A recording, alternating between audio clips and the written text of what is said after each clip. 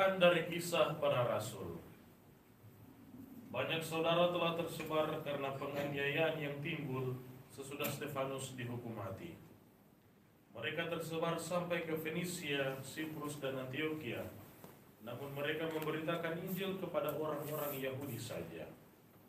Akan tetapi di antara mereka ada beberapa orang Siprus dan orang Kirene yang tiba di Antioquia dan berbicara juga kepada orang-orang Yunani. Mereka ini memberitakan Injil bahwa Yesus adalah Tuhan. Tangan Tuhan menyertai mereka, dan sejumlah besar orang menjadi percaya dan berbalik kepada Tuhan. Maka sampailah kabar tentang mereka itu kepada jemaat di Yerusalem. Lalu jemaat di Yerusalem itu mengutus Barnabas ke Antioquia. Setelah Barnabas datang dan melihat kasih karunia Allah, bersukacitalah ia. Ia menasihati mereka supaya mereka semua tetap setia kepada Tuhan. Karena Barnabas adalah orang baik, penuh dengan Roh Kudus dan iman, sejumlah orang dibawa kepada Tuhan. Lalu pergilah Barnabas ke Tarsus untuk mencari Saulus, dan setelah bertemu dengan dia, ia membawanya ke Antioquia. Mereka tinggal bersama-sama dengan jemaat itu 1 tahun lamanya, sambil mengajar banyak orang. Di Antioquia lah murid-murid itu untuk pertama kalinya disebut Kristen. Demikianlah sabda Tuhan. Mazmur tanggapan dengan refren, pujilah Tuhan hai segala bangsa. Pujilah Tuhan hai segala bangsa. Di gunung-gunung yang kudus ada kota yang dibangunnya.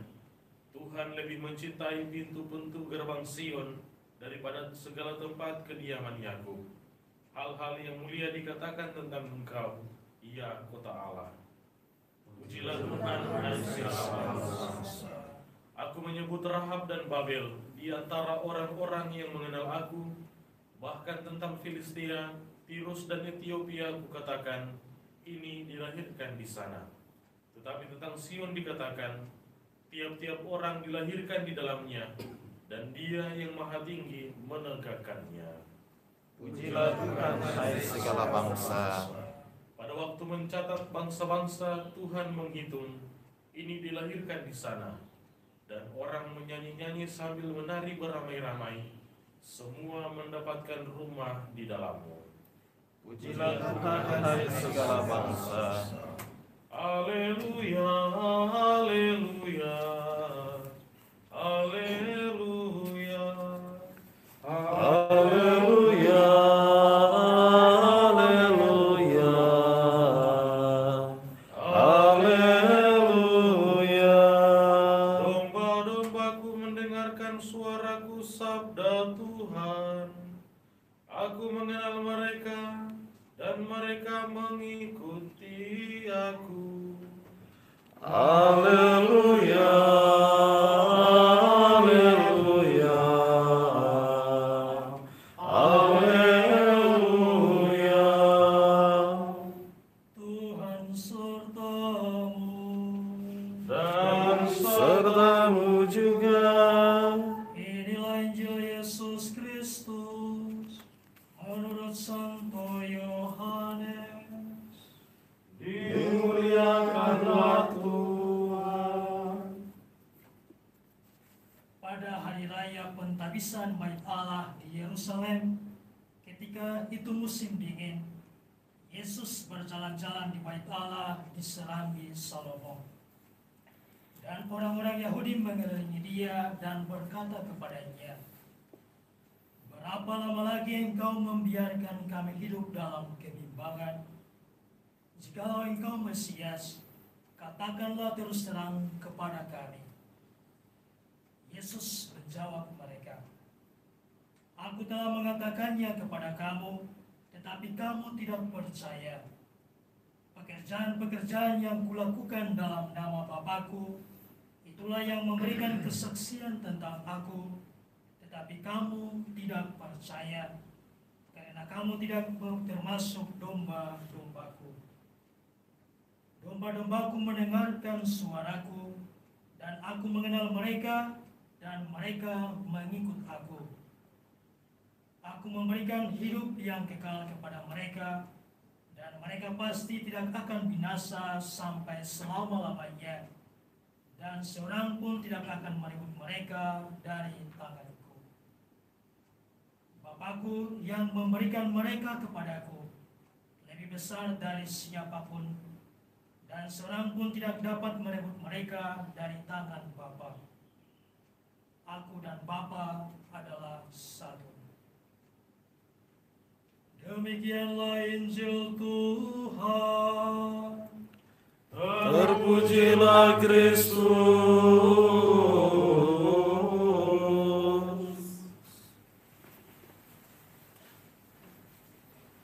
Selamat pagi para pastor, teman-teman frater, saudara dan saudariku yang terkasih.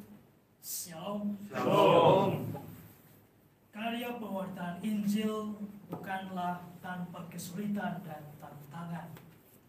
Demikianlah sharing pengalaman Pastor Aris Benan Lampir sejak bermisi di tanah. Dan hal ini tergambar dalam pengalaman hidup jemaat berdarah. Mereka ditindas dan dianiaya karena iman akan Kristus. Dan justru dalam pengalaman demikian kita dengar dalam bacaan pertama, mereka bahkan semakin militan bersaksi tentang Yesus kepada bangsa-bangsa. Yesus dalam karya misinya juga mengalami hal yang sama. Ketika berhadapan dengan kedegilan hati orang-orang Yahudi yang tidak mau menerima dan percaya kepadanya, mereka berkata kepada Yesus, "Berapa lama lagi engkau membiarkan kami hidup dalam kebimbangan? Jikalau engkau Mesias, katakanlah terus terang kepada kami." Namun apa yang Yesus jawab kepada mereka? "Aku telah mengatakan kepada kamu, tetapi kamu tidak percaya. Pekerjaan-pekerjaan yang kulakukan dalam nama Bapakku, itulah yang memberikan kesaksian tentang aku, tetapi kamu tidak percaya." Para pastor, saudara dan saudariku yang terkasih, beriman tentu bukan sekedar percaya, melainkan dituntut suatu kesaksian hidup yang baik dan benar. Yesus telah dan terus melakukan hal itu lewat pekerjaan-pekerjaan dalam nama Allah, meski orang tidak percaya kepadanya.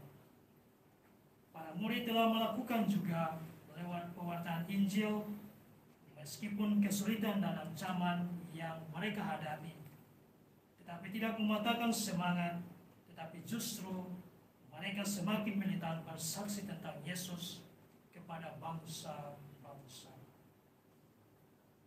Lewat bacaan-bacaan pada hari ini kita juga belajar, meskipun kesulitan dan tantangan selalu menghampiri, kita berusaha memohonkan rahmat Allah, agar kita pun tetap kokoh kuat dan tanpa menyerah untuk mewartakan Injil lewat kesaksian hidup kita setiap hari. Semoga demikian. Amin.